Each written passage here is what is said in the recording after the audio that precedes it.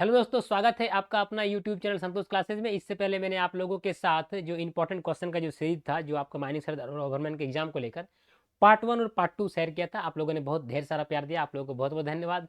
मैं आज आप लोगों के साथ लेकर आया हूँ इंजरीज एंड एक्सीडेंट्स का वीडियो, जिसमें हम लोग जो माइंस में होने वाले जो इंजरीज है, चाहे वो माइनर इंजरी हो या फिर सीरियस बॉडी इंजरी हो या फिर आपका जो एक्सीडेंट्स में आपका फैटल एक्सीडेंट हो, डिजास्टर्स हो, मेजर एक्सीडेंट्स हो, ये सारा चीज़ मैं आपके इस सेशन में शेयर करूंगा।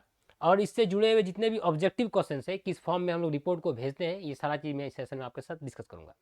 आगे बढ़ने से पहले मैं आपको बताना चाहता हूं कि जो हमारा बैच जो फर्स्ट जो 6 फरवरी को स्टार्ट हुआ था, 28 तारीख को इसका एडमिशन का क्लोजिंग डेट है। अब चाहे तो इस डेट तक आप एडमिशन ले सकते हैं। एससीसीएल बैच पूरा बेस्ड बैच चल रहा है। सेकंड बैच स्टार्ट होने वाला है 15 मार्च को। चाहे आप नए सिरे से पढ़ना चाहते हैं तो 15 मार्च को ज्वाइन कर सकते हैं, लेकिन वो आपको एससीसीएल बेस्ड नहीं हो सकता, वो टाइम क्रॉस कर जाए। तो जिस तरह आप हमको ढेर सारा प्यार दिए हुए हैं, बस इसी तरह आप प्यार देते रहे। मैं आप लोगों के लिए फिर नए नए वीडियोस लेकर आऊँगा। फर्दर जानकारी के लिए आप इस नंबर पर कॉल कर सकते हैं। आगे बढ़ते हैं, हम लोग शुरू करते हैं इंजरी। माइंस में यदि आप काम कर रहे हैं तो काम करने के दौरान छोटे मोटे चोट लगते ही हैं। हो सकता है किसी का हाथ पैर टूट जाए या फिर किसी प्रकार का डिजेबिलिटीज़ हो जाए। ये सारे आपके इंजरीज के अंदर आते हैं, लेकिन किसी की मृत्यु नहीं होनी चाहिए। तो इंजरी में हम लोग सबसे पहले डिस्कस करेंगे माइनर इंजरी। इसके बाद हम लोग करेंगे रिपोर्टेबल इंजरी, और फिर उसके बाद हम लोग करेंगे serious bodily injury. Minor injury होता है क्या कि ऐसा इंजरी जिसमें वो घायल व्यक्ति 24 घंटे से अधिक समय के लिए, लेकिन 72 घंटे से कम समय तक अपने ड्यूटी से अब्सेंट रहता है उस चोट के कारण। उस चोट को हम लोग बोलेंगे माइनर चोट, माइनर इंजरी। उसका रिकॉर्ड जो हम लोग रखते हैं वो हम लोग फॉर्म के में रखते हैं, और चीफ इंस्पेक्टर को प्रत्येक साल 20 जनवरी या उससे पहले हम लोग उसका रिपोर्ट सबमिट करते हैं। और एक बार समझिएगा, जो माइनर इंजरी है उसमें जो घायल व्यक्ति है वो अपने ड्यूटी से 24 घंटे से अधिक समय से लेकर 72 घंटे से कम समय तक अपने ड्यूटी से अब्सेंट रहता है उस चोट के कारण। उस चोट को हम लोग बोलते हैं माइनर इंजरी। उसका रिकॉर्ड फॉर्म के में रखा जाता है, और चीफ इंस्पेक्टर को प्रत्येक साल 20 जनवरी या उससे पहले हमको उसका रिपोर्ट भेजना पड़ता है। कौन भेजते हैं? माइन का मैनेजमेंट। माइन का मैनेजमेंट मतलब कौन? ऑनर, एजेंट या मैनेजर। ये बाइलैंग्वेज है, हिंदी और इंग्लिश दोनों है। आप यदि इंग्लिश में हैबिचुएट है तो आप इंग्लिश को देखिए, यदि आपको इंग्लिश में हैबिचुएट नहीं, आप हिंदी में हैबिचुएट है, आपको ज़्यादा आसान लगता है तो आप हिंदी में देख सकते हैं। क्या लिखा हुआ है? Minor injury resulting in the enforce option, मतलब आप मजबूर रहेंगे उस चोट के कारण, from work of the person injured for the period exceeding for 24 hours. 24 hours से अधिक समय के लिए आप अब्सेंट रहते हैं, लेकिन but less than 72 hours, but other than serious bodily injury या फेटल इंजरी। ये याद रखिएगा, फैटल इंजरी या सीरियस बॉडीली इंजरी के अलावे कोई भी ऐसा चोट, फैटल इंजरीज में आदमी मर जाता है उस चोट के कारण, और सीरियस बॉडीली इंजरी अभी आप लोग आपके साथ डिस्कस करेंगे। कोई बॉडी का पार्ट आपका काम करने का बंद हो जाता है, कोई फिजिकली आपको इनकेपेसिटी हो जाता है, मतलब कोई बॉडी आपको काम ही नहीं करेगा, बॉडी का कोई पार्ट्स। उस चोट को छोड़कर कोई भी चोट जिसमें आप 72 घंटे से कम समय के लिए लेकिन 24 घंटे से अधिक समय के लिए आप अब्सेंट रहते हैं ड्यूटी से, that is called minor injury. ये आप समझिए। अब हम लोग आगे आते हैं रिपोर्टेबल इंजरी के बारे में। रिपोर्टेबल इंजरी कहने का मतलब क्या है कि ऐसा चोट, उस चोट के कारण वो घायल व्यक्ति 72 घंटा या उससे अधिक समय तक अपना ड्यूटी को करने में असफल रहता है। कहने का मतलब वो अब्सेंट रहता है ड्यूटी में उस चोट के कारण। तो हम लोग उस चोट को बोलते हैं रिपोर्टेबल इंजरी। उसका रिपोर्ट हम लोग किस में रखेंगे? इससे पहले माइनर का रखे थे हम लोग के में, इसमें हम लोग फॉर्म जे में रखेंगे। उसमें जो भेजे थे हम लोग सालाना, इसमें हम लोग प्रत्येक 3 महीने में भेजा जाता है। ये समझिए, किसको उसमें भेजे थे? चीफ इंस्पेक्टर को। इसमें हम लोग कंसर्न्ड इंस्पेक्टर को भेजते हैं। ये हो गया। वही चीज़ में लिखा हो गया कि reportable injury means any injury other than serious body injury. ये भी याद रखिएगा, सीरियस बॉडीली इंजरी के अलावा ऐसा इंजरी जिसमें वो पर्सन 72 घंटा या उससे अधिक समय तक ड्यूटी नहीं करने के लिए वो मजबूर हो जाता है। ये हो गया। ऑनर, एजेंट और मैनेजर इसका रिकॉर्ड रिपोर्टेबल इंजरी का फॉर्म जे में रखेगा, ये आप समझ गए। और इसको कंसर्न इंस्पेक्टर को हर 3 महीने में, मतलब क्वार्टरली आपको सबमिट करना होता है। ये आप समझ गए। अब हम लोग आते हैं अगला। अगला में क्या है? Serious bodily injury. Serious bodily injury क्या होता है? इसमें लिख दिया है कि सीरियस बॉडीली इंजरी ऐसा इंजरी है जिसमें आपका permanent loss of any body, हाथ आपका काम करना बंद कर दिया, पैर आपका हाथ काम करना बंद कर दिया, या कोई बॉडी का कोई सेक्शन आपका बायां, पूरा आपका बॉडी का पूरा बायां भाग ही आपका काम करना बंद कर दिया, या उसका यूज, ये सारा चीज यदि इफेक्ट होता है that is called serious bodily injury. आगे क्या है, परमानेंट लॉस या इंजरी ऑफ साइट और हियरिंग। यदि आपको उस चोट के कारण, उस इंजरी के कारण यदि आपको देखने या सुनने की क्षमता कंप्लीटली खत्म हो जाती है, या फिर उसमें चोट लगा हुआ है, देखने या सुनने, कान में चोट लग गया या आंख में चोट लग गया, that is called serious bodily injury. अगला क्या है, परमानेंट फिजिकल इनकैपेसिटी। आप उस काम को करने के लिए जो आप काम कर रहे थे, आप इनकैपेसिटी हो गए, आप सक्षम नहीं है, सीरियस बॉडीली इंजरी।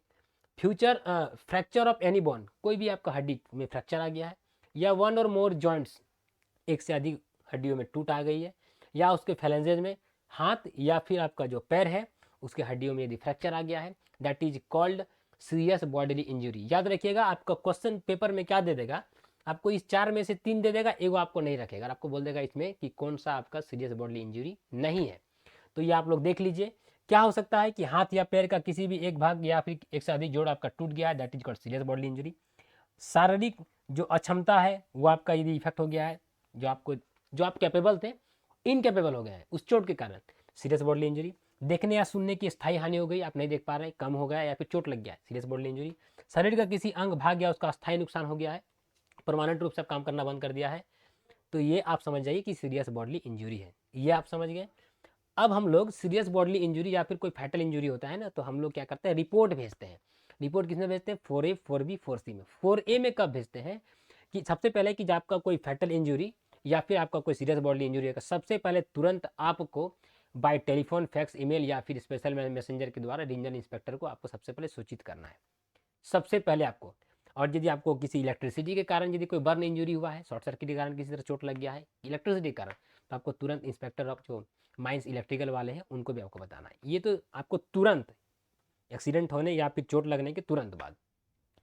लेकिन फॉर्म 4A में हम लोग 24 घंटे के अंदर regional inspector, chief inspector, district magistrate, CAPC, इनको हम लोग फॉर्म 4A में जो घायल व्यक्ति है, क्या चोट हुआ, कैसे क्या हुआ, कैसे एक्सीडेंट हुआ, कौन कौन प्रभावित है, ये सब चीज़ हम लोग भेजते हैं फॉर्म 4A में। 4B में हम लोग 7 दिन के भीतर उस एक्सीडेंट का कारण, उस एक्सीडेंट में प्रभावित हुए लोग और उसका टोटल डिटेल्स एक एक करके पूरा पार्टिकुलर्स हम लोग 7 दिन के भीतर भेजते हैं 4B में। 4C में क्या भेजते हैं, यदि वो घायल व्यक्ति ड्यूटी पे वापस लौटता है तो वापस लौटने के 15 दिन के भीतर हमको 4C में उसका टोटल डिटेल्स हमको भेजना पड़ता है। कौन भेजता है, ऑनर, एजेंट या मैनेजर। यहाँ तो समझ गए हम लोग। अब इसको देखते हैं इसमें क्या लिखा हुआ है। ऑनर, एजेंट या manager shall forthwith inform to regional inspector by telephone, fax, email या स्पेशल मैसेंजर के द्वारा, और also inform to inspector of mines electrical due to electricity. यदि इलेक्ट्रिसिटी के कारण यदि चोट लगा है तो आपको उसको भी आपको सूचित करना है। ये हो गया, यहाँ तक तो आप समझ गए कि किसको किसको हम लोग सूचित करना होता है। फॉर्म 4A में हम लोग सबमिटेड इन विद इन 24 घंटे के भीतर हम लोग फॉर्म 4A में सबमिट करते हैं उस एक्सीडेंट को, जो घटना हुआ, किसको किसको करते हैं, चीफ इंस्पेक्टर को, रीजनल इंस्पेक्टर को, डिस्ट्रिक्ट मजिस्ट्रेट को, CAPC को, इन केस ऑफ कंपनसेशन, यदि कंपनसेशन देने की बात आ गई। अब थोड़ा सा चोट लगा हुआ है, उसमें यदि कंपनसेशन देने की बात ही नहीं है तो कोई इशू नहीं है, तो आपको CAPC को नहीं देना है। लेकिन यदि कंपनसेशन देने की बात आ गई, आपका एक पूरा बॉडी पार्ट ही आपका काम करना बंद कर दिया, हाथ पूरा काम करना, उसको कंपनसेशन देना है ना, इसलिए उस केस में आपको CAPC को भी देना है। ये हो गया। कॉपी ऑफ नोटिस, जो भी आपका जो कॉपी ऑफ जो आपका जो एक्सीडेंट हुआ है, जो भी इंजरी हुआ है, उसका नोटिस बोर्ड पर हम लोग एक कॉपी चिपकाते हैं। वो जो नोटिस बोर्ड पे माइन मैनेजर जो चिपकाता है, ऑनर, एजेंट या मैनेजर, जो नोटिस बोर्ड पर, वो जो चिपकाने के बाद कम से कम 14 दिन तक वो पढ़ा लिखा अवस्था में अच्छा से चिपका हुआ रहना चाहिए, कम से कम 14 दिन तक। वही चीज़ लिखा, वही क्वेश्चन बहुत बार एग्जाम आया हुआ है कि shall exhibit the notice board of the mine for all at least, कम से कम 14 दिन तक from the date of such exhibition. जो हम लोग चिपकाते हैं उसके 14 दिन तक वो साफ साफ पढ़े लिखे अवस्था में होना चाहिए। ये हो गया, वही चीज़ लिखा हुआ है, वो हिंदी में लिखा हुआ, आप देख सकते हैं। अब हम लोग आगे आते हैं, अगला में क्या लिखा गया है कि इन केस ऑफ फैटल या सीरियस एक्सीडेंट, ऑनर, एजेंट या मैनेजर बता चुके हैं, submit particulars of every person, प्रत्येक पर्सन का पार्टिकुलर्स, जो आपको चोटिल हुआ है या फिर वो किल्ड हो गया है, उसका 7 दिन के भीतर, विद इन 7 डेज, आपको such accident to chief inspector, regional inspector, यहाँ पर एक चीज छूट गया है, डिस्ट्रिक्ट मजिस्ट्रेट भी होगा, डिस्ट्रिक्ट मजिस्ट्रेट और CAPC को फॉर्म 4B में देना है, और also send to inspector of mines electrical वाले को भी देना है, इन केस ऑफ यदि इलेक्ट्रिकल के कारण किसी को प्रकार का चोट लगा है या फिर मौत हुआ है। ये हो गया। The owner, agent and manager shall also send particulars of injured person returning to the duty. Return पे यदि ड्यूटी पे वो रिटर्न आता है वो इंजर्ड पर्सन, तो उसको 15 दिन के भीतर फॉर्म 4C में, याद रखिएगा फॉर्म 4C में, चीफ इंस्पेक्टर और रीजनल इंस्पेक्टर को कौन देता है? ऑनर या एजेंट या फिर मैनेजर। ये आप समझ गए। वही चीज़ का हिंदी में लिखा हुआ है कि फैटल या सीरियस बॉडीली इंजरी में ऑनर एजेंट मैनेजर ऐसा कोई दुर्घटना घटता है उसको 7 दिन के भीतर फॉर्म 4B में chief inspector, regional inspector, district magistrate और CAPC को हमको देना है। ये हो गया, यहाँ पर थोड़ा DM छूटा हुआ है, ये हो गया, हम लोग उसको भेजते हैं। और यदि ड्यूटी वापस लौटता है उसके 15 दिन के भीतर हम लोग फॉर्म 4C में रीजनल इंस्पेक्टर और चीफ इंस्पेक्टर को उसका टोटल डिटेल्स भेजते हैं। ये हो गया। अब हम लोग आते हैं एक्सीडेंट्स के बारे में आपके साथ डिस्कस करते हैं। एक्सीडेंट्स माइंस में 3 प्रकार के होते हैं मेनली। एक आपका फेटल हो गया, एक आपका मेजर हो गया और तीसरा आपका आ जाएगा डिजास्टर।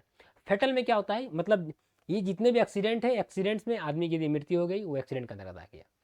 एक्सीडेंट जैसे फेटल में आ गया, फेटल एक्सीडेंट की बात कर गया तो एक व्यक्ति से लेकर यदि 3 व्यक्ति तक की मृत्यु हो रही है, एक व्यक्ति मर रहा है या फिर 2 व्यक्ति उसके कारण मृत्यु हो रही है या फिर 3 व्यक्ति की मृत्यु हो रही है, उसको हम लोग फेटल एक्सीडेंट गिनेंगे। और यदि 3 से अधिक हो रहा है, 3 से अधिक हो रहा है मतलब क्या, आपका 4 तक, मतलब 4 से यदि किसी उस एक्सीडेंट के कारण 4 लोगों से मरने से लेकर 9 लोगों की मृत्यु तक हो सकती है, मतलब 4 से लेकर 9 तक, 4 आदमी मर रहा है या 5 आदमी मर रहा है या 7 आदमी मर रहा है या 8 आदमी या 9 आदमी, उसको हम लोग बोलेंगे मेजर एक्सीडेंट।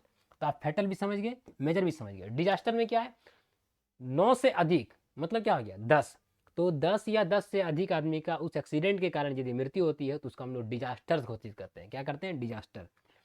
बहुत बार क्वेश्चन पूछा गया है।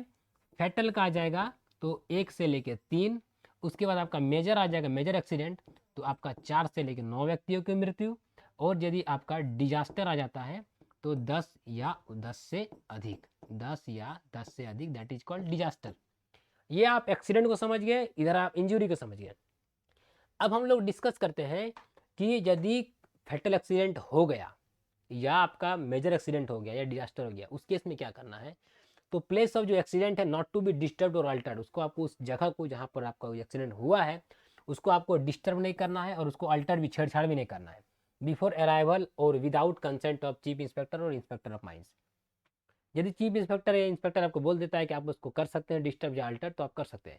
यदि आपको कंसेंट नहीं मिला हुआ है चीफ इंस्पेक्टर या इंस्पेक्टर को, तो आप उस जगह को ना ही अल्टर कर सकते हैं ना ही उसको डिस्टर्ब कर सकते हैं। ये आप समझ गए।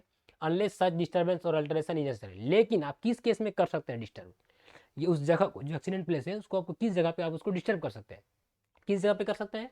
To prevent any further accident, हो सकता है कि उस चोट के कारण दूसरा भी एक्सीडेंट हो सकता है, उसको रोकने के लिए आपको उस जगह को आप डिस्टर्ब भी कर सकते हैं या अल्टर भी कर सकते हैं। ये हो गया। To remove bodies of the deceased, कोई मर गया है तो क्या हम लोग इंतजार करते रहेंगे कि चीफ इंस्पेक्टर इंस्पेक्टर आएंगे उसको देखेंगे उतना देर तक? क्या बॉडी हमको लोग जो डेथ हो गया उसको क्या हम लोग छोड़ देंगे? उसको बॉडी को निकालना पड़ेगा। तो बॉडी को निकालने की कंडीशन में जो मृत्यु हो गया जिस व्यक्ति का, उसको निकालने की कंडीशन में हम लोग डिस्टर्ब या अल्टर कर सकते हैं। ये दूसरा कंडीशन हो गया। To rescue any person from danger, यदि कोई आदमी उसमें चोट के कारण दबा हुआ है, अब वो मरने वाला है या फिर ज़्यादा ब्लड निकल रहा है, अब उस आदमी को बचाने के लिए, रेस्क्यू करने के लिए उसको डिस्टर्ब करेंगे ही, अल्टर करेंगे ही। तो उस केस में हम लोग डिस्टर्ब या अल्टर कर सकते हैं कोई भी आदमी को हम रेस्क्यू करने में, उस डेंजर से। आगे हो गया टू अवॉइड डिसकंटिन्यूएंस ऑफ वर्क, काम में बाधा पहुंच रहा है। मान लीजिए कि आपका हॉल रोड में एक्सीडेंट हो गया, अब हॉल रोड में एक्सीडेंट हो गया, पूरा हॉल रोड आपका मतलब डिस्टर्ब हो गया। अब हम लोग कैसे गाड़ी ऑपरेशन कैसे चलाएंगे, ऑपरेशन को बंद तो नहीं कर देंगे, तो हल्का साइड करके डिस्टर्ब करके उसको अल्टर करके हम लोग साइड से रास्ता उसको हम लोग माइंस को चलाने के लिए कर सकते हैं। टू किसी प्रकार का डिसकंटिन्यूस यदि वर्क में हो गया है तो उसको हम लोग चालू करने के लिए। यहाँ तक आप समझे। वही चीज़ यहाँ पर लिखा हुआ है कि आपका चीफ इंस्पेक्टर या इंस्पेक्टर को आगमन से पहले, उसके आने से पहले या उनकी सहमति के बिना आप दुर्घटना के प्लेस को, एक्सीडेंटल प्लेस को आप ना ही डिस्टर्ब कर सकते हैं। यहाँ पर थोड़ा सा परेशान लिख दिया है, यहाँ पर डिस्टर्ब होगा, हिंदी इसका डिस्टर्ब, या फिर उसको परिवर्तित नहीं किया जाएगा, छेड़छाड़ नहीं किया जाएगा जब तक कि ये सारा चीज़ को छोड़ के। ये हो गया।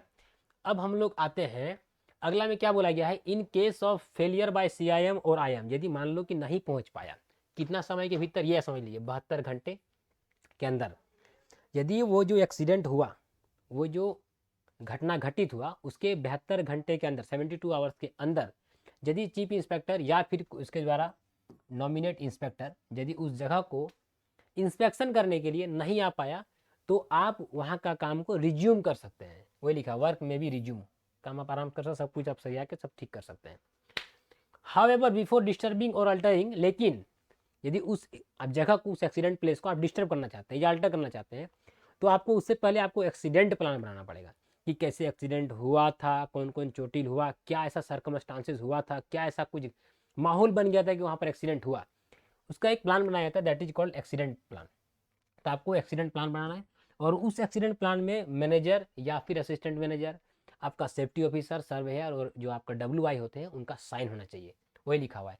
मैनेजर या असिस्टेंट मैनेजर को एक आदमी का, सेफ्टी ऑफिसर, सर्वेयर और वर्कमैन इंस्पेक्टर, और उसका कॉपी एक DGMS को भेजा जाता है। ये तो आप समझ गए कि एक्सीडेंट होने पे क्या क्या स्टेप लेना है, 4A 4B 4C, उस जगह को अल्टर नहीं करना है, डिस्टर्ब नहीं करना है, यदि अल्टर करना है तो क्या क्या कंडीशन था, क्या क्या क्राइटेरिया था वो बताएं, यदि वो क्राइटेरिया को छोड़ के भी यदि हमको उसको डिस्टर्ब करना है, किस कंडीशन में, यदि वो 72 घंटे से, मतलब 72 घंटे तक यदि चीफ इंस्पेक्टर उस जगह का आप सुपरविजन करने के लिए नहीं आए, तो हमको काम को हम लोग फिर आराम से उसको यूज़ कर सकते हैं, मतलब रिज्यूम कर सकते हैं जो भी काम आपका अटका हुआ था। ये आप समझ गए। साइन कौन कौन करेंगे एक्सीडेंटल प्लान में, आपको बताएं, ऐसी ACM या फिर मैनेजर, सेफ्टी ऑफिसर, सर्वेयर और आपका WI, ये हो गया। अब आते हैं हम लोग हर बार की तरह जो हम लोग एक सेशन को डिस्कस करते हैं आपके साथ और उससे जुड़े हुए सवाल को करते हैं, ताकि आपको ये लगे कि मैं पढ़ के क्वेश्चन को कर पा रहा हूँ क्या नहीं। पहला क्वेश्चन आपका क्या है, minor injury resulting in the enforce absence from work period. Minor injury में क्या मैंने आपको बताया था कि 24 घंटे से अधिक समय के लिए, लेकिन 72 घंटे से कम समय के लिए, ये आपको आंसर पता होना चाहिए, तब आप आराम से अच्छे से क्वेश्चन को टिक आउट कर सकते हैं। तो आपको देखना है यहाँ पर 24 घंटे से अधिक और 72 घंटे से कम समय कहाँ लिखा हुआ है, सिर्फ 24 घंटा लिखा हुआ है, खत्म बात, ये तो होगा नहीं। मोर देन 72 घंटा, ये भी आपका होगा नहीं। मैंने आपको क्या बताया था, 24 घंटे से अधिक समय के लिए, 72 घंटे से कम समय के लिए, तो क्या लिखा हुआ है, exceeding 24 hours but less than 72 hours, मतलब ये आपका सही आंसर रहेगा। ये तो आपने सही आंसर ढूंढ लिया, 72 घंटा या उससे मोर देन 72 घंटा, तो ये आपका कौन सा आ जाता है, रिपोर्टेबल इंजरी। रिपोर्टेबल इंजरी ये भी पता है आपको कि 72 घंटे या उससे अधिक समय तक के लिए आप जो अब्सेंट रहने के लिए मजबूर रहता है, उसको हम लोग रिपोर्टेबल इंजरी कहते हैं। ये तो आपका क्या था, माइनर इंजरी। कौन सा फॉर्म में इसका रिकॉर्ड रखते हैं, फॉर्म के में, ये बताए थे। इसका जो रिपोर्ट भेजते हैं ईयरली भेजते हैं, कब भेजते हैं, ऑन और बिफोर 20 जनवरी, ऑन और बिफोर 20 जनवरी, ये हो गया। रिपोर्टेबल इंजरी का कौन सा फॉर्म में रिकॉर्ड रखते हैं, फॉर्म फॉर्म जे में, फॉर्म जे में रखते हैं। क्वार्टरली भेजते हैं, क्वार्टरली भेजते हैं, किसको भेजते हैं, कंसर्न इंस्पेक्टर को, कंसर्न इंस्पेक्टर को इसका हम लोग रिपोर्ट सबमिट करते हैं। कौन सबमिट करता है दोनों केस में, आपका ऑनर, एजेंट या मैनेजर। ये तो आप समझ गए माइनर के बारे में और रिपोर्टेबल के बारे में, ये हो गया। अब हम लोग आगे बढ़ते हैं। अगला क्वेश्चन क्या है, रिकॉर्ड ऑफ रिपोर्टेबल इंजरी, जो रिकॉर्ड होता है रिपोर्टेबल इंजरी का और माइनर इंजरी का, देख लीजिएगा इसका सीक्वेंस, आगे रिपोर्टेबल है फिर माइनर है। In respect of person employed in a mine shall be maintained इन, किस फॉर्म में उसका रिकॉर्ड रखा जाता है। मैंने आपको अभी जस्ट इससे पहले आपको बताया कि जो रिपोर्टेबल है आपका जे में और आपका जो माइनर है फॉर्म के में। तो अभी इसमें क्या क्वेश्चन पूछा गया है, रिपोर्टेबल और माइनर का, तो जे और के, जे और के कहाँ लिखा हुआ है, ये हो गया। कंफ्यूज आपको नहीं करना, आपका यदि कंसेप्ट सही है ना, तो आपका एग्जाम में जो भी क्वेश्चन आएगा वो आराम से टिक आउट कीजिएगा। अगला क्या है, फॉर्म के और जे थोड़ा सा अल्टर कर दिया, लेकिन आप यदि अच्छे से नहीं पढ़े तो आप कंफ्यूज कर जाएंगे और कोई गलत मार दीजिएगा, ये आपका होगा नहीं, आप समझ गए। Form 4A form 4B, form 4A में आपको बताए थे कितने घंटे के अंदर, 24 आवर्स के अंदर फॉर्म 4A में भेजते हैं, यही बताए हैं।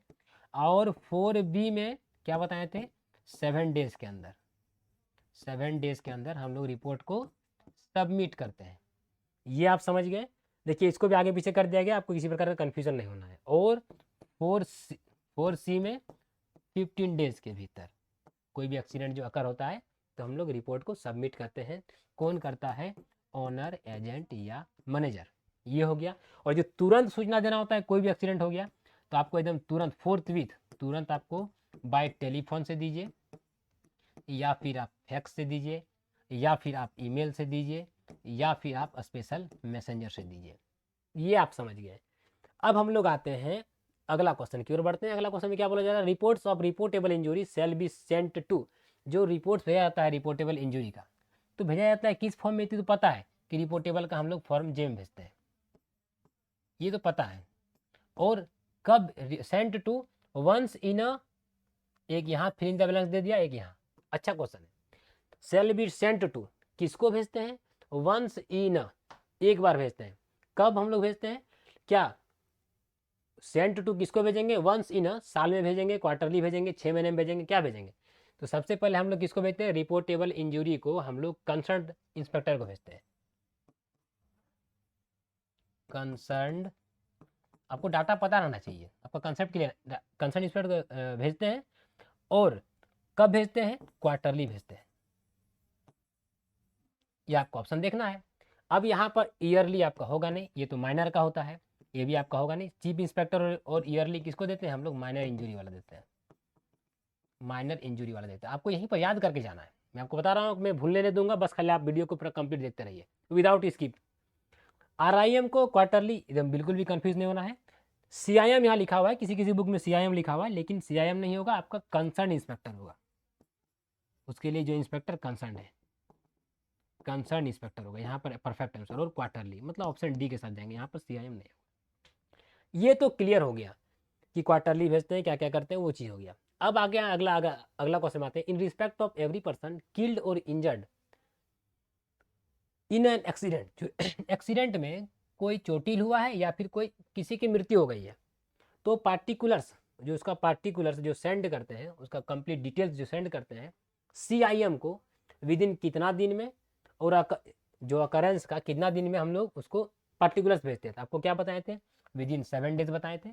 और days of the injured person returning to duty तो बताए थे 15 दिन। 15 दिन के अंदर ड्यूटी पे रिटर्न लौटने के 15 दिन के अंदर भेजना है सीआईएम को, और आरआईएम को भेजा जाता है। ये इसमें आपका जो 15 दिन पे जो लौटता है ना, वो आपको सीआईएम एंड आरआईएम को भेजा जाता है। ये हो गया। और 7 दिन में जो भेजा जाता है आपका सीआईएम, आरआईएम, डीएम, और इन केस ऑफ कंपनसेशन सीएपीसी को भेजा जाता है। ठीक है ना। सिर्फ यहाँ पर लिखा हुआ है सीआईएम को, यदि मान लीजिए सिर्फ सीआईएम को उठाया गया है, तो आपको चारों में एक ही उठाया गया, तो आपको 7 दिन में देना है और 15 दिन में देना है। तो 7 और 15 कहाँ लिखा हुआ? ये हो गया, ये समझ गए। 20 दिन और 10 दिन में क्या दिया जाता है? इस पर आपको एक क्वेश्चन बन जाता है। 20 दिन में हम लोग फॉर्म एम में फर्स्ट नोटिस देते हैं। फर्स्ट नोटिस किसका देते हैं? आईएमई या फिर पीएमई का, सभी को पता है। और फॉर्म एन में सेकेंड नोटिस देते हैं, आईएमई और पीएमई का।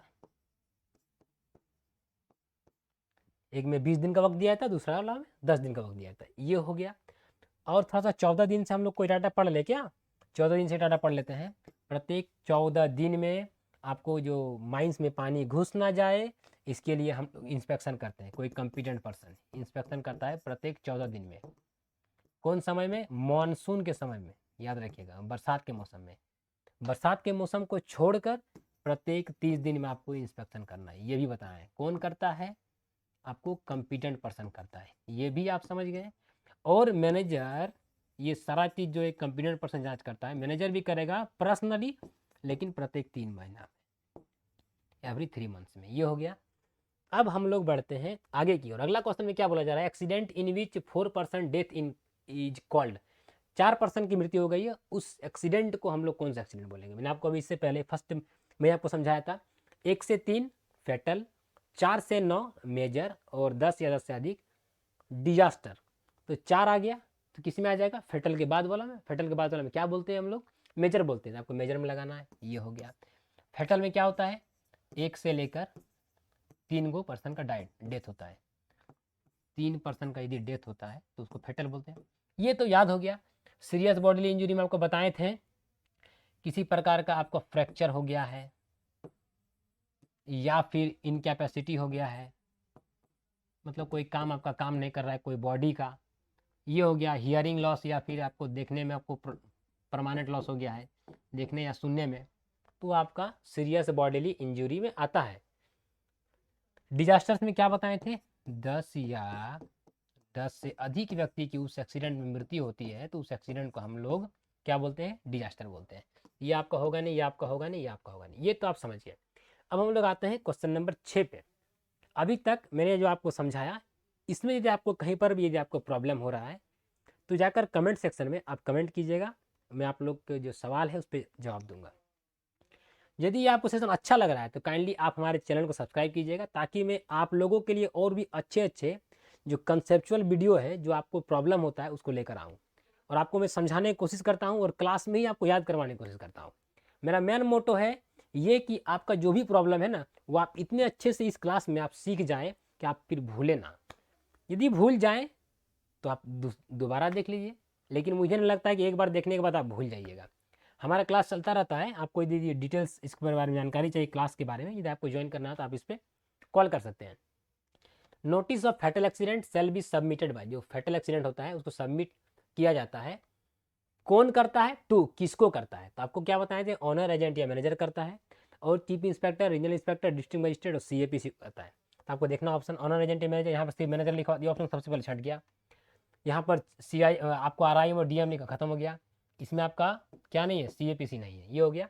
तो ये ऑप्शन आपका डी नंबर में ऑनर एजेंट मैनेजर और regional inspector, chief inspector, district magistrate, CAPC को हम लोग देते हैं। और हम लोग इंस्पेक्टर ऑफ माइंस को भी देते हैं, इंस्पेक्टर ऑफ माइंस इलेक्ट्रिकल वाले को, इलेक्ट्रिकल वाले देते हैं किस केस में, जब इलेक्ट्रिसिटी के कारण किसी प्रकार का एक्सीडेंट हुआ है। अब हम लोग आते हैं अगला क्वेश्चन पे। Inquiry of fatal accident shall be made by inspector of mines. Inspector of mines का जो होते हैं वो फैटल एक्सीडेंट का इंक्वायरी कितने समय के अंदर उनको कर लेना है।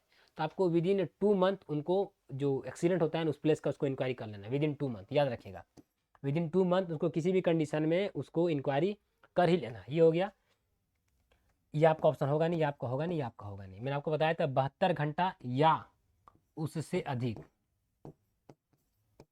72 घंटा या उससे अधिक समय के लिए आप यदि अब्सेंट रहते हैं तो उसको हम लोग बोलते हैं रिपोर्टेबल, उसको बोलते हैं रिपोर्टेबल इंजरी। ये हो गया। ईयरली जो हम लोग भेजते हैं वो हम लोग माइनर इंजरी का डिटेल्स भेजते हैं, माइनर इंजरी का हम लोग डिटेल्स भेजते हैं। ये हो गया। फॉर्म के में भेजते हैं। ये हो गया। अब हम लोग फर्दर आगे डिस्कस करते हैं। और ये 3 महीना वाला क्या है, मैंने आपको बताया था कि मैनेजर रेनी सीजन में या फिर कोई भी सीजन में, रेनी ही सिर्फ स्पेशल नहीं, रेनी या कोई अदर सीजन में जो भी वाटर के कारण जो इनंडेशन हो सकता है, पानी आपका माइंस में घुस सकता है, उसके सारे सेफ्टी मेजर्स का चेक करता है। कौन? Manager personally. अगला क्वेश्चन पे आते हैं। अगला क्वेश्चन में क्या बोला गया और आज का अंतिम question, accident plan shall be signed by. Accident plan में कौन कौन साइन करते हैं? तो आपको पता है कि मैनेजर भी करते हैं, सेफ्टी ऑफिसर भी करते हैं, सर्वेयर भी करते हैं, वर्कमैन इंस्पेक्टर करते हैं। ऑल ऑफ द अबव हो जाएगा। तो आपको ये आपको टिक आउट करना है। सर असिस्टेंट में मैनेजर नहीं आता, यहाँ पर यदि एसीएम रहता तो आपको एसीएम में भी आप टिक आउट कर सकते हैं। ये तो रह गया ये कंप्लीट क्वेश्चन। और इस पर पूरा एक वीडियो आपके पास मैंने आपके साथ शेयर किया, किसको लेकर, एक इंजरी एंड एक्सीडेंट्स को लेकर। मुझे नहीं लगता है कि आपको इंजरी और एक्सीडेंट पे कोई सवाल पूछेगा तो आपको कोई क्वेश्चन छूट जाएगा। एक्सीडेंट को लेकर मैं आपके साथ और एक वीडियो शेयर करूंगा, वो आपका स्टैटिस्टिकल, एक नॉन स्टैटिस्टिकल और आपका नॉन माइनिंग एक्सीडेंट। इस पर मैं एक कंप्लीट वीडियो शेयर करूंगा कि ताकि आपका जो ये जो प्रॉब्लम है ना, ये भी आपको सॉर्ट आउट हो जाए। अभी अक्सर जो एग्जाम में जो क्वेश्चन पूछे जा रहे हैं माइन मैनेजमेंट से, रिस्क से या सिलेबस से हट के भी आपका मिनरल से क्वेश्चन पूछा जा रहा है।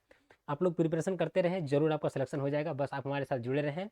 फर्दर कोई भी इन्फॉर्मेशन चाहिए, फर्स्ट बैच का एडमिशन क्लोज है 28 फरवरी को, सेकंड बैच आपका स्टार्ट हो रहा है 15 मार्च को।